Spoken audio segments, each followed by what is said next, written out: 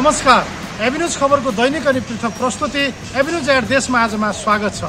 साना खबर या ठुला खबर जसले समाजलाई सकारात्मक दिशातर्फ डोर्याउँछ या त्यस्ता खबर जसले सम्बन्धित पक्षलाई सचेत रहन खबरदारी गर्छ। खबर हरपल अनि निरन्तर त्यसैमा रहेका खबरदाताहरूको सामूहिक प्रस्तुति एभिन्यूज एट देशमा आजलाई आउनुहोस्, सुरु गरौँ। 5 थरको कुमायक गाउँपालिकाले किसानलाई वितरण गर्न नसकेको बेसारको बिउ रोपेको छ। अनुदानमा किसानलाई वितरण गर्न खरिद गरेको बेसारको बिउ जनप्रतिनिधि कर्मचारी स्थानीयको पहलमा रोपिएको हो। बेसारको बिउ बोरामै उम्रिएको विषयमा एभिन्यूज खबरले समाचार प्रसारण गरेपछि गाउँपालिकाले कुमायक 3 को हात्ती पोखरीमा बेसारको बिउ रोपेको हो। आर्थिक वर्ष 2079-80 को 3,40,040 रुपैयाँमा खरिद गरेको 120 मन बेसार मध्ये 35 बोरा बेसारको बिउ बारीमा रोपेको हो। गाउँपालिकाले यसअघि पनि बेसारको बिउ रोपेको थियो। बाँकी रहेको बेसारको बिउ पनि सोही स्थानमा रोपेको छ। गाउँपालिकाले स्थानीयको जग्गा भाडामा लिएर बेसार रोपेको जनाएको छ। बेसार रोप्ने सिजन भन्दा केही ढिला भए पनि बहुवर्षे बाली भएकाले असर नगर्ने गाउँपालिकाको दाबी गरेको छ। सर्लाहीको सागरनाथ वन विकास परियोजनाका कर्मचारी 11 महिनादेखि तलब सुविधा नपाएपछि आन्दोलित भएका छन्। परियोजनामा आबद्ध कर्मचारीहरूले मजदुर युनियनको नेतृत्वमा कर्मचारीले बुधबार काठमाडौँको माइतीघर मण्डलामा प्रदर्शन गरेका हुन्। लामो समयदेखि तलब खान नपाउँदा पनि परियोजना प्रमुखले व्यवस्था गरेको आन्दोलनरत कर्मचारीको भनाइ छ। कर्मचारीको आन्दोलनमा विभिन्न मजदुर संगठनले पनि साथ दिएका छन्। श्रम ऐन लागूको लागि सर्वोच्च अदालतमा पुगेको कर्मचारीले मुद्दा जिते पनि न्याय भन्ने नपाएको बताएका छन्। 2056मा स्थापना भएको सर्लाहीको सागरनाथ वन विकास परियोजना ज्यालादारी करार स्थायी गरी करिब 200 जना कर्मचारी कार्यरत छन्। परियोजना क्षेत्रमा उत्पादित वन पैदावार बिक्री वितरण नभएकोले कर्मचारीहरूको तलब रोकिएको परियोजनाले बताएको छ। मासिक 50 लाख रुपैयाँ परियोजनाले तलब भत्ता खर्च गर्दै आएको छ। सिराहाको थनगढीमाई नगरपालिकाले आर्थिक वर्ष 2079-80 का वार्षिक बजेट तथा कार्यक्रमको समीक्षा गोष्ठी सम्पन्न गरेका छन्। थनगढीमाई नगरपालिकाले आर्थिक वर्ष 2079-80 मा गरेको कार्यहरूको विवरण र विनियोजित बजेटबाट कुन कुन शीर्षकमा खर्च भयो र खर्च हुन बाँकी शीर्षकहरूको बारेमा आफ्नो शाखा मार्फत भएको खर्च र योजना बारेमा फाँटबारी प्रस्तुत गरेका छन्। थनगढीमाई नगरपालिकाले आर्थिक वर्ष 2079-80 मा विभिन्न विषयगत शाखाहरू मार्फत आफ्ना खर्चहरू राख्ने क्रममा आर्थिक प्रशासनले आफ्नो फाँटबारी यसरी प्रस्तुत गरेका हुन्। 47,000 विनियोजित रेकोमा 59 करोड 47,25,000 खर्च गरेका छन्। वित्तीय प्रगति 65.28% रहेको विवरण पेश गरेका छन्। एकीकृत चालु खर्चतर्फ विनियोजित बजेट रुपैयाँ 53 करोड 66,35,000 थियो र खर्च रकम रु 38 करोड 60,30,000 रहेका छन् भने वित्तीय प्रगति 71.97% रहेको छ। एकीकृत पुँजीगत खर्चतर्फ कुल विनियोजित बजेट रकम रु 37 करोड 48,11,000 रहेकोमा खर्च रकम रु 20 करोड 86,94,000 रहेको थियो। विभिन्न वित्तीय प्रगति प्रतिशत 55.67 रहेको छ। त्यस्तै सशर्त तर्फको कुल बजेट 21 करोड 89,10,000 थियो भने खर्च रकम रु 18 करोड 39,81,000 रहेको छ। वित्तीय प्रगति 84.04% रहेको छ। तानसेनका अधिकांश औषधि पसलमा उपभोग्य मिति सकिएको औषधि भेटिएका छन्। उपभोग्य मिति सकिएका औषधिले स्वास्थ्यमा गम्भीर असर पार्दा समेत कारबाही नभएको स्थानीयले गुनासो गरेका छन्। औषधि सेवनबाट झाडापखाला लाग्ने, आउँ पर्ने, पेट गडबडी भई बिरामी हुने, शरीरमा विभिन्न किसिमका नकारात्मक असर पर्ने समस्या देखिने गरेको छ। अनुगमनको क्रममा मिति सकिएका औषधि एकै ठाउँमा राखिएको पाइएको छ। 1 वर्ष अगाडि नै उपभोग्य मिति सकिएका औषधि खुलेआम बिक्री भइरहेको समेत भेटिएका थिए। तानसेनमा 1 वर्षदेखि बजारमा औषधिको अनुगमन भएको थिएन। अनुगमनको क्रममा पसलहरू दर्ता भएको ल्याब टेस्टका दर सूची नराखी मनपरी दर रेटमा औषधि बिक्री हुँदै आएको थियो। लामो समयसम्म नवीकरण नभएको पाइएको छ। टोलीले तानसेन पाल्पामा शीतलपाटी, सिलखान टोल र विशाल बजारका बस पार गरी 20 वटा औषधि पसलमा अनुगमन गरेको थियो। कोहलपुरमा रहेको कोहलपुर बृहत सहरी खानेपानी तथा उपभोक्ता संस्थाको साउन 12 गते हुन गइरहेको निर्वाचनका लागि समावेशी प्यानलका उम्मेद्वारहरू उपभोक्ताको घर दैलोमा पुगेका छन्। खानेपानी संस्थाभित्र आर्थिक सुशासन कायम गर्ने, आम कोहलपुरवासीलाई सुलभ मूल्यमा शुद्ध खानेपानीको व्यवस्थापन गर्ने लगायतमा मुद्दा बोकेर उम्मेद्वारहरू मतदाताको घर दैलोमा पुगेका हुन्। मंगलबार बिहान कोहलपुर वडा नम्बर 12 चपरगौडीका उपभोक्ताहरू माझ पुगेर अध्यक्षका उम्मेद्वार रुद्र प्रसाद खनाल लगायतको टोलीले कोहलपुर क्षेत्रको खानेपानी समस्या समाधान गर्न र कोहलपुर खानेपानी संस्थाको नेतृत्व गर्न आफू नेतृत्वको टिम समक्ष रहेको बताउँदै आफूहरूको प्यानललाई मतदान गर्न आग्रह गरेका छन्। साझा समावेशी प्यानल खानेपानी उपभोक्तालाई स्वच्छ पिउने पानीको सुनिश्चितता, सुशासनयुक्त संस्था सञ्चालन व्यवस्थापनको प्रतिबद्धता भन्ने नारासहित चुनावी मैदानमा उत्रिएको छ। रामेछापको सदरमुकाम मन्थलीमा निर्माण भएको तीनलाल पर्यटन पार्क सञ्चालनमा आएको छ। नेपाली साहित्यका प्रथम शहीद सुब्बा कृष्णलाल अधिकारी, प्रजातान्त्रिक आन्दोलनका शहीद गङ्गालाल र नेपाल कम्युनिस्ट पार्टीका संस्थापक महासचिव पुष्पलाल जन्मिएको जिल्ला रामेछापमा उनीहरूको स्मृति मन्थलीको गदवारीमा तीनलाल पार्क बनेको हो। नेकपा एमाले नेतृत्वको जिल्ला विकास समिति हुँदै बनेको तीनलालको शालिग भएको स्थानमा पार्क निर्माण भएको हो। मन्थली नगरपालिकाको गौरवको आयोजनाको रूपमा रहेको सो पार्क 6,86,21,000 को लागतमा निर्माण सम्पन्न भएको हो। संघीय सरकार र मन्थली नगरपालिकाको संयुक्त लगानीमा पार्क निर्माण भएको हो। मन्थली नगरपालिकाका वरिष्ठ इन्जिनियर दिल्ली अधिकारीका अनुसार सो पार्कमा निर्माणको लागि 10 करोड रुपैयाँ बजेट स्वीकृत भएको थियो। 5 पोखरी सुवेदी जेवी चाबहिलले 6,88,22,307 रुपैयाँमा कार्य सम्पन्न गर्ने गरी ठेक्का सम्झौता गरेको थियो। निर्माण सम्पन्न भएको पार्क नगरपालिकालाई हस्तान्तरण भएपछि नगरपालिकाले सञ्चालनमा ल्याएको हो। नेपाल कम्युनिस्ट पार्टीका संस्थापक अध्यक्ष पुष्पलाल श्रेष्ठको 45औं स्मृतिका अवसरमा वृक्षरोपण कार्यक्रम आयोजना गरिएको छ। नेपाल कम्युनिस्ट पार्टी एमाले जिल्ला कमिटी तनहुँद्वारा जिल्लाको ऐतिहासिक एवं पर्यटकीय स्थल तनहुँ कालिका मन्दिर परिसरमा वृक्षरोपण कार्यक्रम आयोजना गरिएको हो। कार्यक्रममा बोल्दै नेकपा तनहुँका जिल्ला अध्यक्ष श्री प्रसाद श्रेष्ठले देश र जनताको सेवाका लागि विश्वका कम्युनिस्ट शक्तिहरूले पुष्पलालले देखाएको निष्ठा र इमान्दारिताको मार्गमा हिँड्न सके मात्र सच्चा भावपूर्ण श्रद्धाञ्जली अर्पण गरेको ठहर्ने बताए। कार्यक्रममा नेकपाका जिल्ला उपाध्यक्ष हरिराज कडेल, कम्युनिस्ट नेता मोहन विक, एक बहादुर राणा, प्रदीप अधिकारी लगायतका वक्ताहरूले शिखर पुरुष पुष्पलाल श्रेष्ठले आम नेपाली किसान, मजदुर र राष्ट्रका लागि पुर्याएको योगदानको स्मरण गरेका थिए।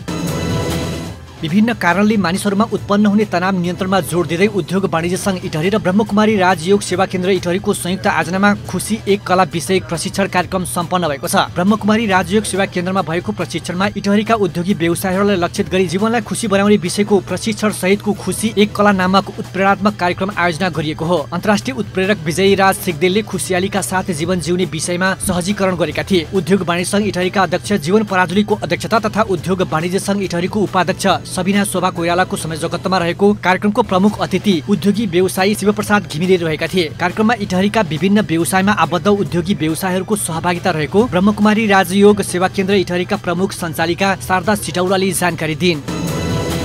लघु वित्त तथा वित्तीय संस्था पीडित सङ्घर्ष समितिले आफ्नो आन्दोलन जारी रहेको छ।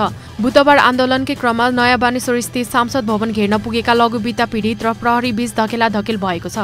माइती घर मण्डलाबाट बिजुली बजार हुँदै गएको पीडितको र्यालीलाई नयाँ बानेश्वर निषेधित क्षेत्रमा पुगेपछि प्रहरीले रोकेपछि धकेलाधकेल भएको हो। नयाँ बानेश्वर स्थित एभरेस्ट होटल अगाडि पुगेपछि प्रहरीले उनीहरूलाई रोक्न खोजेको हो। घेरा तोडेर सांसद भवनको गेटमा पुगेका केही पीडितहरूलाई भने प्रहरीले नियन्त्रणमा लिएको छ। पीडितहरूले सामसहित ब्याज मिनाहा गर्नुपर्ने, पीडितलाई न्याय दिनुपर्ने र ऋण उठाउने क्रममा आफूहरूमाथि दुर्व्यवहार गर्नेलाई कारबाहीको माग गर्दै काठमाडौँ केन्द्रित आन्दोलन जारी रहेका छन्।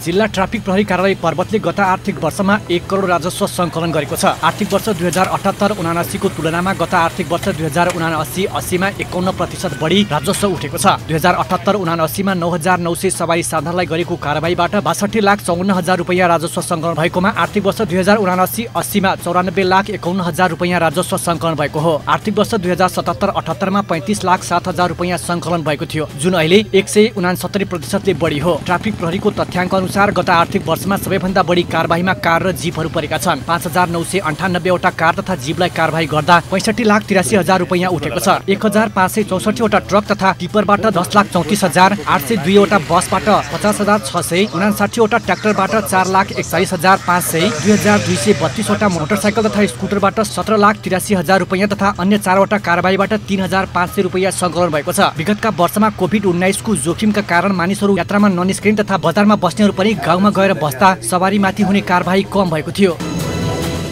गुल्मीको छत्रकोट गाउँपालिका पूर्ण पोषण मैत्री स्वास्थ्य संस्था युक्त पालिका घोषणा भएको छ। छत्रकोट गाउँपालिका अन्तर्गत रहेका 14 वटा स्वास्थ्य संस्थाहरूले पोषण सम्बन्धी सबै सूचकहरू पूरा गरेपछि एक कार्यक्रम मार्फत पालिकालाई पोषण मैत्री स्वास्थ्य संस्था युक्त गाउँपालिका घोषणा गरिएको छत्रकोट गाउँपालिका अध्यक्ष रामप्रसाद पाण्डेले बताएका छन्। पालिकाले 2079 जेठ 16 गते वडा नम्बर 2 को पल्लीकोट स्वास्थ्य चौकीलाई पोषण मैत्री स्वास्थ्य संस्था घोषणा गरेसँगै सुरु गरेको अभियानले चाँडै नै सार्थकता पाएको छत्रकोट गाउँपालिका स्वास्थ्य शाखाका प्रमुख श्यामसुन्दर पोखरेलले जानकारी दिएका छन्। यस अभियान अन्तर्गत 12 वटा अनिवार्य मापदण्ड र 16 वटा पोषण मैत्री सूचकहरू रहेको र उक्त सूचकहरूका सबै काम पूरा गरिएको शाखा प्रमुख पोखरेलले बताए।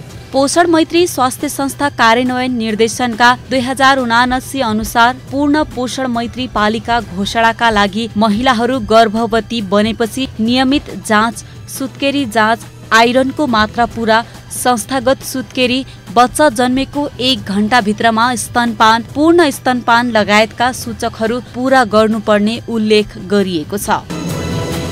नेकपा एमालेका युवा नेता अजय गुप्ताको पहलमा खडी अरुवामा खानेपानी वितरण गरिएको छ। वीरगञ्ज महानगरपालिका वडा नम्बर 10 अन्तर्गत खडी अरुवा सहित विभिन्न टोलमा युवा नेता गुप्ताले सोमबारदेखि खानेपानी वितरण गरिरहेका हुन्।